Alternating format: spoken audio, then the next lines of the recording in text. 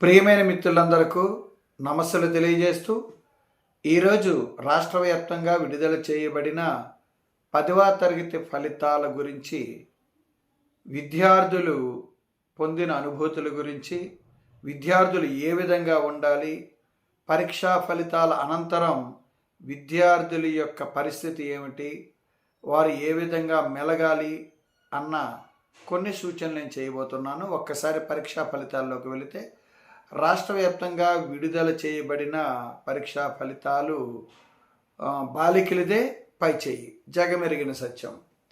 మరి మా పాఠశాల జిల్లా పరిషత్ ఉన్నత పాఠశాల దొమ్మేరు,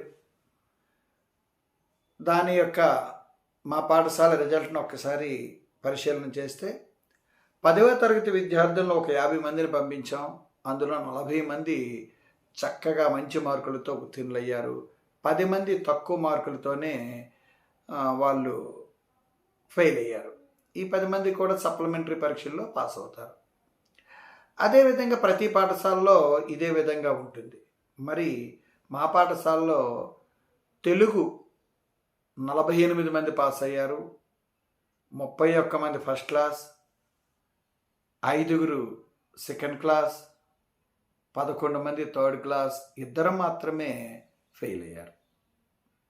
అంటే మరి ఎంత చక్కటి రిజల్ట్ ఒకసారి ఆలోచించండి. హైయెస్ట్ మాకు 561 సౌజన్య, బి సౌజన్య,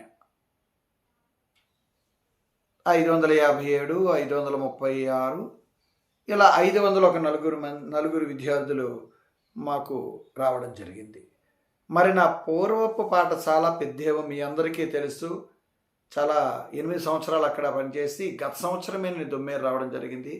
అక్కడ నా పూర్వపు విద్యార్థి, ప్రియమైన విద్యార్థిని కేశవరపు వర్షిత సూర్య భార్గవి 584 ప్రైవేటు పాఠశాలలకు ధీటుగా ప్రభుత్వ పాఠశాలలో చదువుతున్న ఒక అమ్మాయి, ప్రభుత్వ పాఠశాలలో ఉన్న అమ్మాయి ప్రైవేటు పాఠశాలకు ధీటుగా 584 మార్కులు సాధించడం చాలా ఘనమైన విషయంగా నేను చెబుతున్నాను.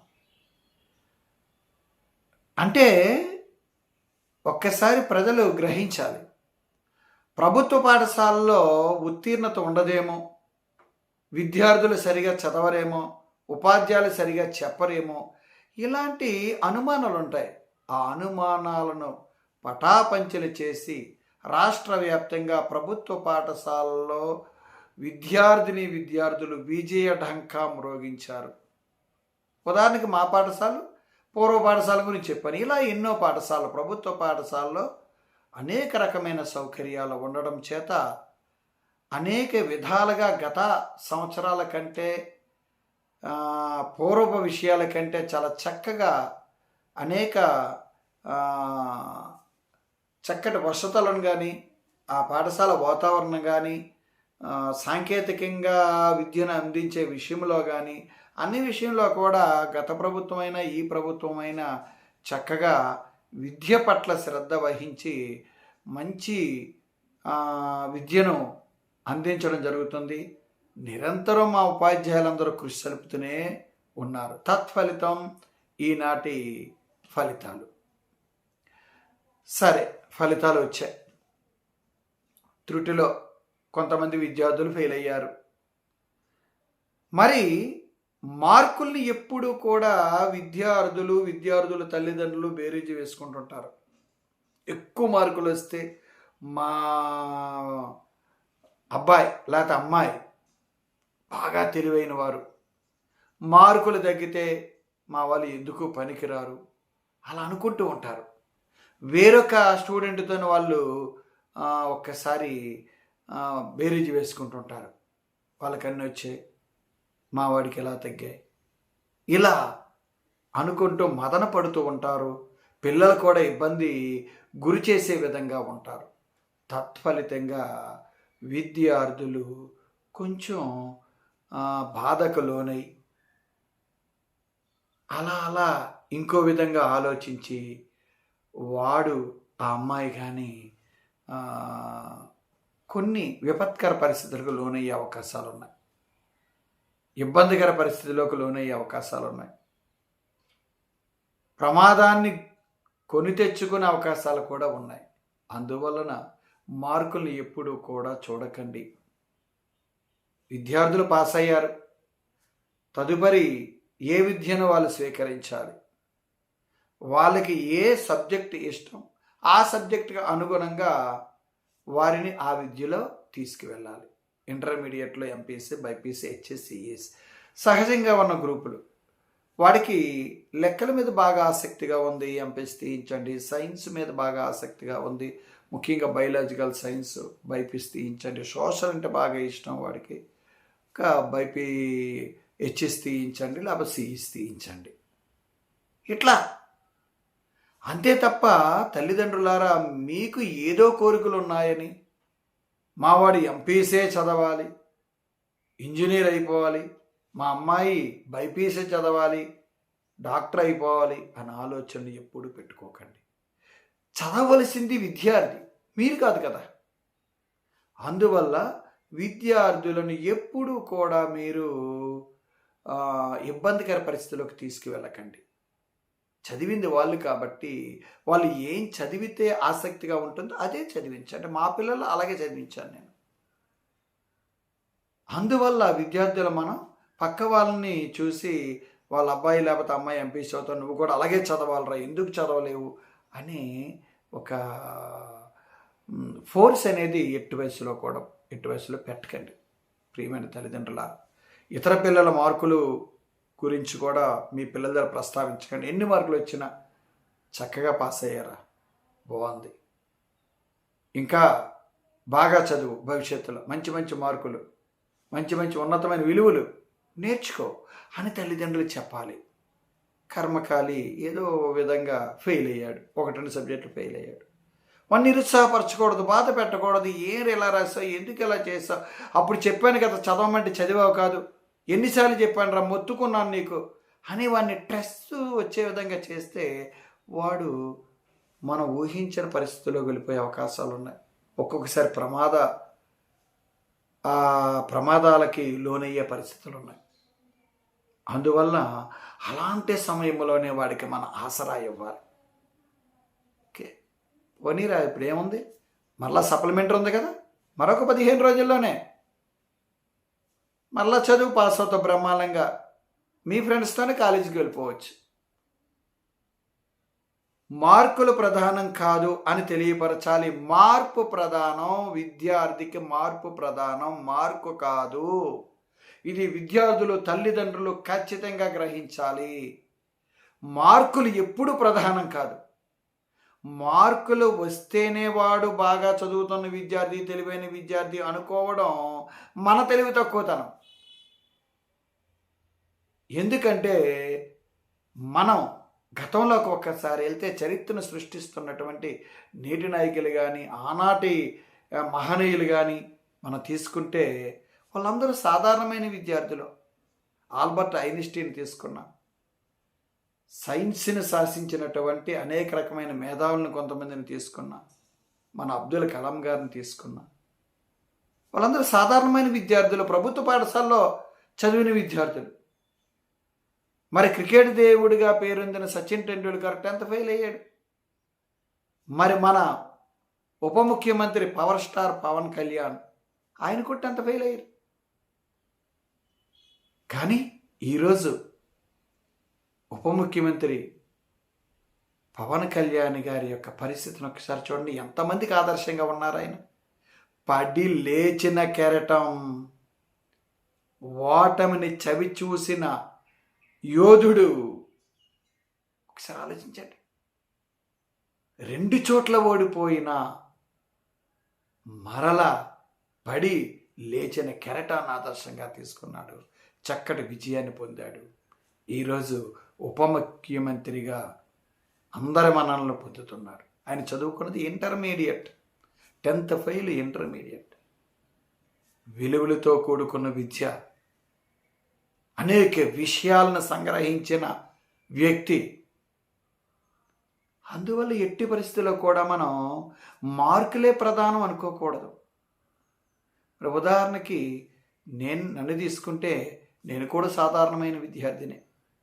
10th క్లాసులో 363 మార్కులు, జస్ట్ ఫస్ట్ క్లాస్ 363.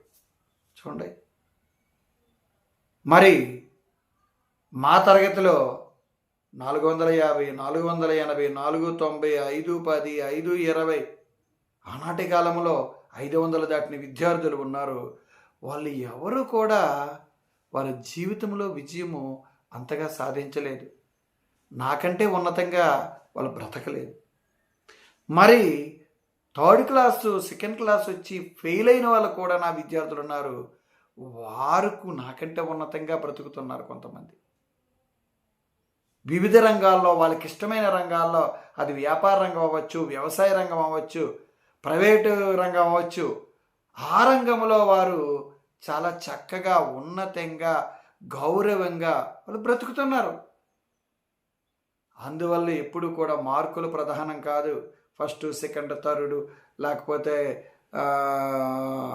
ఇంకా 500 పైన రావాలి, 90% రావాలి, 95, 99% రావాలి, ఇలా అనుకుంటుంటాం.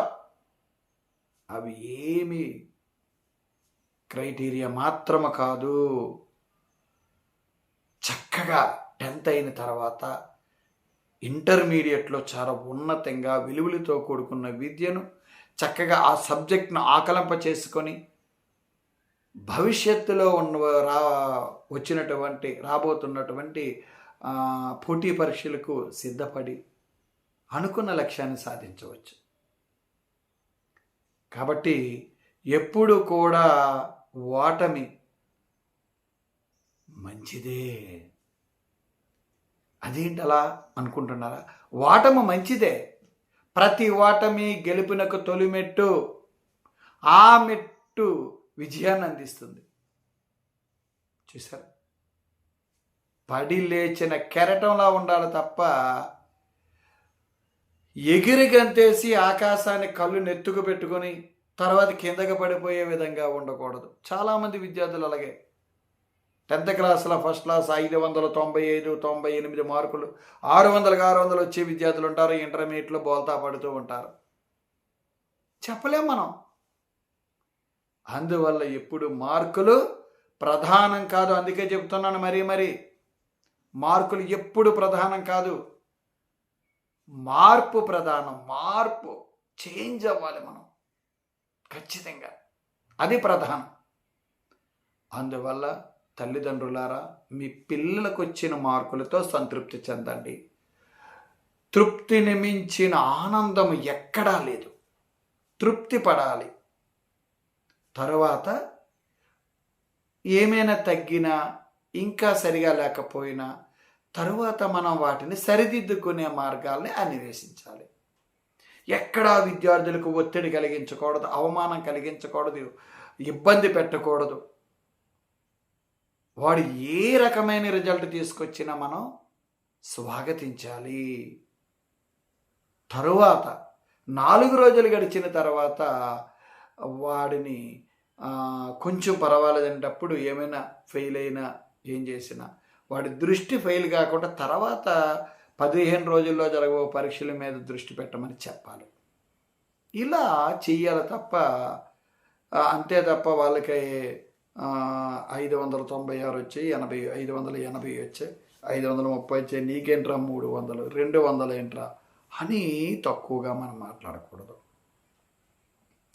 అందువల్ల కాబట్టి తల్లిదండ్రులకు నేను విన్నవించుకునేది ఏంటంటే, మన పిల్లలను ఎప్పుడూ కూడా మార్కులకి ప్రాధాన్యత ఇవ్వద్దు, మీరు కూడా ఇవ్వకండి అని చెప్పి వాడు మారే విధంగా ఇంతవరకు చదవని అబ్బాయి అమ్మాయి ఇప్పుడు ఖచ్చితంగా చదువుతాడు.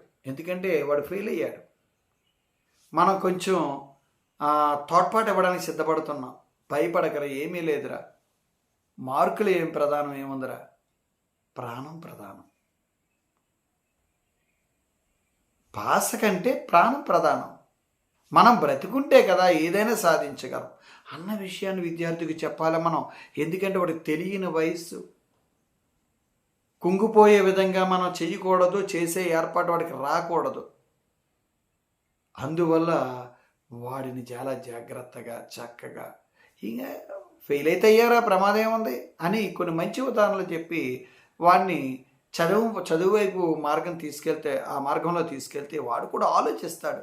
నేను ఆ టైంలో సరిగా చదివాను కాదు, సరిగా పాఠాలు విన్నాను కాదు, లేకపోతే పాస్ అయి ఉండేవాడిని, ఇప్పుడు వింటాను, ఇప్పుడు చదువుతాను అనే ఆలోచన వస్తుందన్నమాట.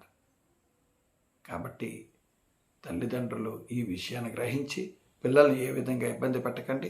పిల్లలు మీరు కూడా వాడికి నా స్నేహితుడు నా ఫ్రెండ్కి అలా అన్ని మార్కులు వచ్చాయి, ఈ అమ్మాయికి ఇన్ని మార్కులు వచ్చాయి అని అనుకోకండి. మీరు ఓకే మార్కులు పెంచుకో, ఫెయిల్ అయ్యో మార్కులు పెంచుకో, పాస్ అవు, నీ సత్తా ఇంటర్మీడియట్లోని డిగ్రీలోని చూపెట్టు, అంతే.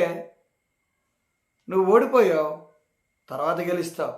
ఇప్పుడు కొంతమంది గెలిచారు, ఓడిపోవచ్చేమో, ఎవరు చెప్పారా? అందువల్ల ఖచ్చితంగా మీరు ఏ విధంగా ఒకవేళ ఫెయిల్ అయినా బాధపడకండి. 15 రోజుల్లో పరీక్షలు, అందులో పాస్ అవుతారు ఖచ్చితంగా. కాబట్టి విద్యార్థులు కానీ తల్లిదండ్రులు కానీ ఈ విషయాన్ని గ్రహించి చక్కగా భవిష్యత్తు మీద ప్రణాళిక వేసుకుంటూ ముందుకు సాగండి. మరి పాస్ అయిన విద్యార్థులు ఏ గ్రూప్ తీసుకోవాలి, ఎలా ఉండాలి, ఇంటర్మీడియట్లో ఎలా ఉండాలి అన్న విషయం మనం తర్వాత వీడియోలో చూద్దాం. మరి ఈరోజు ఫలితాలు ఘనంగా పొందినటువంటి విద్యార్థులకు హృదయపూర్వక అభినందనలు తెలియజేస్తున్నాను. ఈ సందర్భంగా నా ప్రియమైన పూర్వపు విద్యార్థిని చెప్పే ఉంటాను, మరొకసారి ప్రస్తావిస్తున్నాను. నేను కేశవరపు వర్షిత సూర్యభార్గవి 584 మార్కులతో చక్కటి గౌరవపూర్వకమైనటువంటి మార్కులను తీసుకురావడం జరిగింది. అదేవిధంగా ప్రస్తుత పాఠశాల నా విద్యార్థిని బి సౌజన్య కూడా 561 మంచి మార్కులు తీసుకురావడం జరిగింది. మా తమ్ముడు కుమార్తె హాషిత 586 మార్కులు తీసుకురావడం జరిగింది. అందువల్ల వాళ్ళ ముగ్గురినే కాదు, ఇలా మంచి మార్కులు వచ్చిన అందరినీ అభినందిస్తూ, మార్కులు తగ్గినప్పటికి కూడా మిమ్మల్ని మార్పు కోరుకోమని చెబుతూ, ఫెయిల్ అయిన విద్యార్థులకి కూడా అండగా ఉంటూ, మీరు ఖచ్చితంగా ఫెయిల్ అయ్యారు, తర్వాత సక్సెస్ అవుతారు అని మీకు నేను ఆశీస్సులు అందిస్తూ, మీ అందరికి కూడా మరొక్కసారి అందరికీ అభినందనలు తెలియపరుస్తూ, ఈ వీడియోని చివరి వరకు చూసిన మీ అందరికీ మరొక్కసారి ధన్యవాదాలు తెలియజేసుకుంటున్నాను. మీ మిత్రుడు జామి సత్యనారాయణ.